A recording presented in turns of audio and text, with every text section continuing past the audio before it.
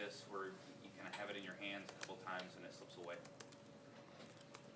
You know, there's a lot of things to talk about. You know, you don't want to accentuate one thing. You got to talk about all the things that were good, all the things that were not so good, and just try to get better. What can they learn from something like this and finishing on the road? They can learn what to do and what not to do. Was Moss beating himself up after driving that in, where I assume he wanted to pull it out there at the end of that second overtime? You know, that's a tough situation for that kid because, you know, we've been trying to get him to be aggressive. And if he's not aggressive in the first half, you know, we're probably down 15, 17. So he bails us out in the first half. So you got to be careful, you know, how much you go after the kid on that play. Yeah, it wasn't the play we wanted. No, it wasn't. And he knows that now. At the end of regulation, when Pete went up the shot off goal, was that, did you kind of want him to take a three there, or was it just at the end? At the end of regulation, we just wanted him to get a clean shot. Yeah, I mean, it was tie game, so it didn't matter if it was a 3 or a 2. What do you His think? second. Think of Glenn Watson for Nebraska, Fran? Is that? What do you think of Glenn Watson for He's a Nebraska? terrific player. Yeah, he's terrific. He's been like that all year. Pete's second half, I mean, just to get the game to overtime, it requires that, right? Like, how important was he, and what was he seeing that he might not have seen in the first half? I just think he kept working. You know, I think we did a better job of running our offense with a little more patience and working the ball to him and to some other folks. You know, I thought Tyler and Cordell a little bit the second half.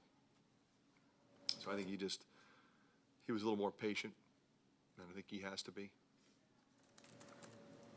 Maybe not. Obviously saw what Tyler can do in the second half, and what can you do about tell him not to pick up a couple of fouls? Like, I don't know what. You know, we talk about that all the time, and it's tough because, you know, he's in there mixing it up. You know, he just has to try to keep his hands up.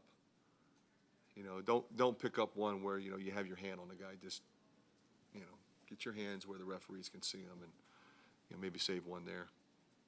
Fran, there were a lot of calls in the 2 overtimes that were almost confusing. Did you have any questions left unanswered? You know, I think, you know, they were trying their best to you know, keep it clean and give both teams a chance.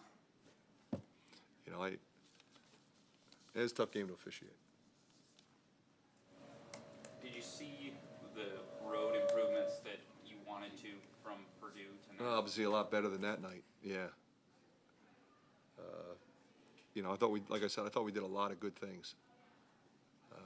But obviously, we did some things that we would like to do differently. And we just have to talk about them and show it to them, and hopefully that won't happen again. Looking ahead to Rutgers, obviously it's a little bit of a short turnaround here. What's the message going forward? The message is always to stay positive. You know, you win an overtime game on Sunday. You know, you're sort of, you know, ecstatic, but it doesn't mean you played a perfect game. Then you lose a game in overtime, it doesn't mean that everything's a disaster.